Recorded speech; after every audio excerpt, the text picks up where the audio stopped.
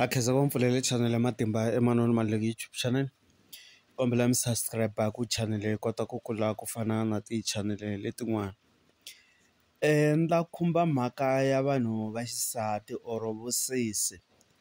lava mi kuma ku swa vukati a swi fambi, munhu a ku hayi ni loyiwini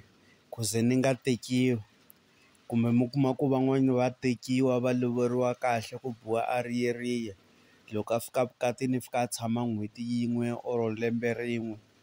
ivi a vuya kaya mukhalabye na mukhegula va n'wi lavela xitandi ku hayi famba ya tshama le n'wananga hi ku vo buti va tekile na vamakwavo va tekile, mi nga ta holova na vo swikhwisa. Ku na swilo swin'wana mi kuma ku vatswari na vona kun'wana va hoxe xandla, laha a ni vulavuli hi ku vatswari va hoxe xandla hikuva va ku loyini or vatswari va ku fambele tin'anga or va ku fambele maporofita,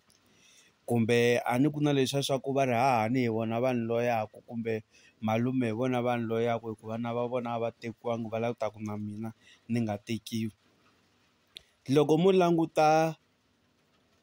rimintsu ra kona mi kuma ri va ri kha ri suka ku le ndzhaku le, a hi nge mi kuma ku kokwana wa mina la nga bebula papa loko a suka la nga suka kona a nga lovoriwangi le ka vona, le ka vatswari va yena, ivi a ta tshama na mukhalabye, ivi ku velekiwa papa, ivi ku velekiwa mina. Le kokwani a sukaku kona le mikwembu ya ka vona yi va yi nga tsakangi hi ku kokwani i suke a nga lovoriwangi, i lo suka njhe a famba a ti tshamela na mukhalabye ku ti kumeriwa swihlangi, ivi ku va na vatukulu ku va na switukulundhuna.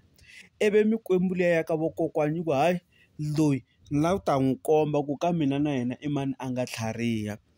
Ivi mi kuma ku va ku hayi ni ta xanisa vana va mani, ni ta xanisa vana va mukhalabye luya a nga endla a nga teka n'wana wa hina a nga lovoriwangi. Mi kuma ku vasesi wa hina loko va fika vukatini vo fika va kufumeta hikuva yini mikwembu liya yi kwatile leyi, ma ni twisisa. Loko va lava ku ta ku okay swi kota ku famba kahle vosesi va tshama vukatini, hina vatukulu na switukulundhuna na papa hi fanele hi hlengeleta mali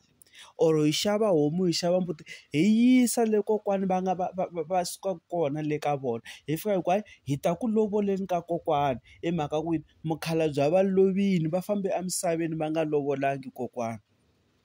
And then loko hi heta sweswo mi ta vona swilo swi ta endla swi ta lungha, swi ta famba kahle. Vana va kwala mutini va xisati loko va tekiwa va ta fika va tshama vukatini ivi swilo swi va kahle. Hi ku loko swi nga endliwi sweswo na vona vana va lava va xisati loko se va kula va ya ku tekiweni swi ya va tano, ivi mi kuma ku kwala tikweni mi hunduka yini, mi hundzuka xihlekiso va ku hayi mi nga hlamali vanhu va ka muti wa ka swimanimani loko mi va vona va ri taniya why mi nga hlamali vana va kona va xisati, un'wana i tshama le un'wana i tshama na mimiti ya vona va ri voxe a vana vavanuna a va tekiwi, vavanuna vo nghena va huma.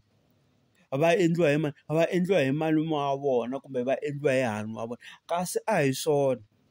because of what kokwani loyi a nga tswala papa wa vona wa xisati a nga lovoriwangi la a nga suka kona, a nga lovoriwangi le ka Baloyi, a nga lovoriwangi le ka Maluleka, a nga lovoriwangi le ka Hlungwane, a nga lovoriwangi kwihi ka Mfamati, a nga lovoriwangi le ka Mkhize. I lo suka ntsena a fika a tshama la mutini a ti tshamela mukhalabye a nga yisi na xumu. Ivi ku va yini ku va ku kwatisiwe mikwembu, loko mikwembu yi kwata yi ta xanisa, yi ya xanisa vatukulu na switukulundhuna.